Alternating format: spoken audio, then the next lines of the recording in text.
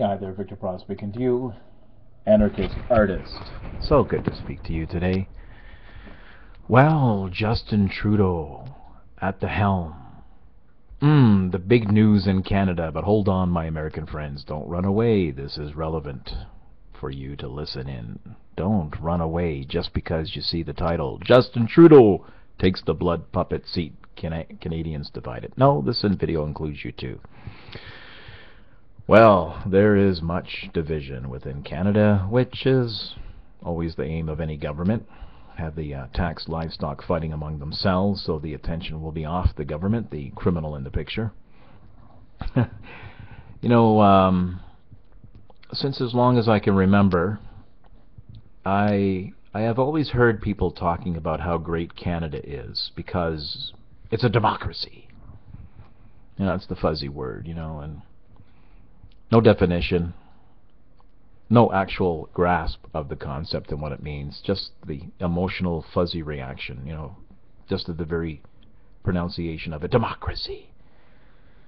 And people talked about how great American democracy is and that it should be brought to the rest of the world, and we see how that worked out. Bringing democracy to the rest of the world. Yeah, how's that working out for you? But of course, democracy is completely immoral. It's completely fucking stupid and evil. When you get down to it, it means rule by the majority. That's the underlining idea behind democracy. That's whatever the majority wants is the moral thing to do. Yeah, I guess that didn't work out too well for Socrates, who was forced to drink the hemlock milkshake. But hey, there you go.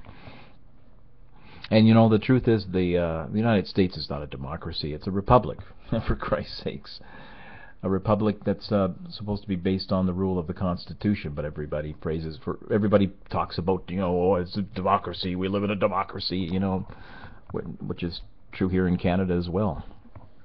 A nice little fuzzy word, but that's the evil genius of democracy. I mean, the whole electoral process makes the voter feel that he's taking part in the country's direction, that the average citizen has a say in how his country is run. Isn't that nice? You have a say in the country. We're one big happy family in our democracy. Sure, you get to select a leader, but you can't select what that leader will do once in power. There's no accountability. And that old yarn too, by the way, no matter who you vote for, the government always gets in. Or actually, I should say that the state always gets in. That would probably be more accurate. No matter who you vote for, the state always gets in. And there is an important distinction. I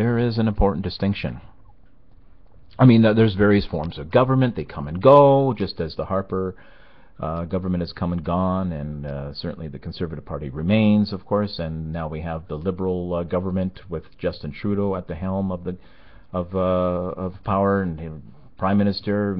Governments come and go.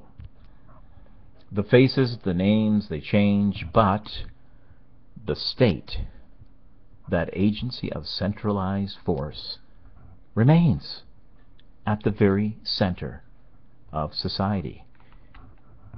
No matter what government is in power, the state, that agency of centralized force, remains at the very center of society, perpetual. That's the holy God to which all Canadians worship. That's the God. That's the fucking religion. The state. It's funny how a lot of people out there, they're atheists, but they worship the state like a god. It's fucking hilarious. And to quote Nietzsche, the governments of the great states have two instruments for keeping the people dependent: fear and obedience. And can take a good example where you find division. I see that with my brothers. You know, my two brothers. It's so sad to see politics get in the way of two brothers. They're family. But no, I mean, they would tell you that there's no serious conflict between the two. You know, that they can disagree with one another on politics and still love each other as brothers. And you know what? I would agree. I would agree. You know, that there really is no central, fundamental conflict between the two. There's no fundamental difference between the two brothers' political philosophies because they both believe in the state. That's what they have in common. I mean, that's what makes them spiritual brothers. They both believe in the state, whatever government that they might argue over, but the state, that institution, that taxes citizens, violent expropriation of funds. That is what they both agree on. There's no conflict. No conflict between the two. Like, I'll take just a quote, both of them having a back and forth on their Facebook, and I won't use their names, respect their privacy. I'll just quote the one brother here who starts the conversation off. We'll call him Gilligan. Okay, not to use his real name, Gilligan. Okay, he writes, Gilligan writes, this was before the election results came around. Almost time to say goodbye to Harper, finally. It will be a good day. Get out there and vote! And then my other brother, let's call him Duke, which is not his real name, but we'll quote him. He pipes in behind this. Well, perhaps you should ask yourself how we would have done with any other candidate at the helm. Worldwide recessions is hardly Stephen's fault, on a first-name basis there.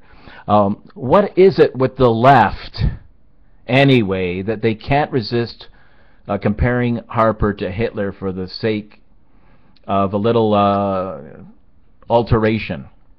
Ad hom attacks. It's frankly childish and insulting to all the millions of lives Hitler took. He was a socialist. Short memories and attention spans. Now you have voted for a haircut and a smile over substance with no experience leading our country.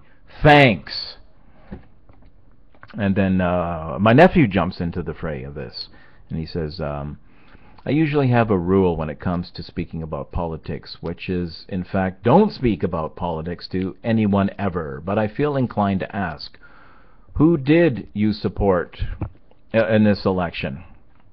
And Brother Duke jumps back in, saying, quoting, I voted for the party that I sincerely felt would be the best for Canada. Justin hasn't even balanced his household budget. He has never had to meet a payroll. He didn't even finish either of the degrees he was pursuing. He's a former snowboard instructor, former substitute drama teacher. He has the last name and a young face. That's it. He won't be making any important decisions. It will be his handlers taking over the reins.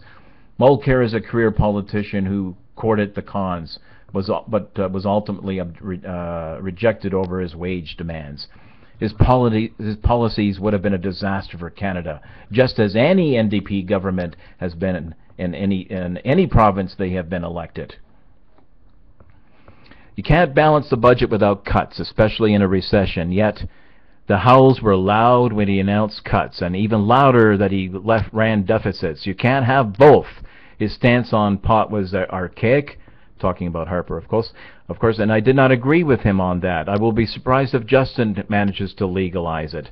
The U.S. federal government is still strongly against legalization, and it is only because of the individual states' power of autonomy that they have it legalized. If Justin federally legalizes it, there will be economic consequences in trade with the states. The border will be a nightmare with their attempts to search anything coming in for contraband. I'm for legalization, but I'd be surprised if he ultimately keeps this promise without consequence. And that's his rant there. Now that we have a majority Liberal government, I predict you will see swift movements on gun control, Duke continues. Expect to see Australian-style legislation legislation, with even more draconian steps included. This will be strongly divisive to Canadians. This will be confiscation without compensation. There will be mandatory 3-year prison terms for non-violent possession of firearms. Interesting times ahead. Better buy a hat and hold on. And then Gilligan jumps back into the fray once again, and he writes, I don't think he's a savior, nor do I believe he will lead Canada to the promised land, talking about Trudeau.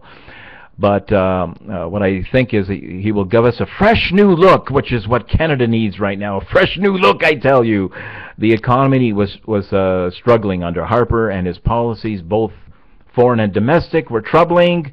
The scare tactics divided the country. The kind of leadership reminds me of Bush with all his "be afraid, my fellow citizens" crapola, having people look over their shoulders, wondering who a terrorist is and who isn't. That doesn't wash with me. This Bill C-51 scared me. The Bill C-51 is like the equivalent of the American Patriot Act. Our rights were slowly being taken away. The fact is, no matter who leads this country, we will all be skeptical for one reason or another, but nobody can tell me Harper was our best choice for another 4 years. And Duke finally concludes with this: voting for spite does not necessarily mean the right choice has been made. Emotion over reason. That's why we are screwed. Okay, so that's their little back and forth, my two brothers there. But, my friends, both my brothers are right. They have no reason to fight. They're both right. Both Trudeau and Harper suck for reasons pointed out by each brother, each taking their side for either man. It's the state that sucks. You get a state that fucks you no matter what government is in power. And why these people, why my brothers and other people can't see this is fucking astounding. Fucking astounding that they can't see this. To quote Nietzsche, everything the state says is a lie, and everything it has stolen. Another quote, the state is the coldest of all cold monster. Coldly it lies, too, and this lie creeps from its mouth. I, the state, am the people. Everything about it is false. It bites with stolen teeth, and yet people praise this fuzzy fucking word democracy. Yeah, they think that it's actually working in their favor. We got Harper out. That's so good that we got Harper out. Isn't it good? It's democracy in action. Democracy works, you see.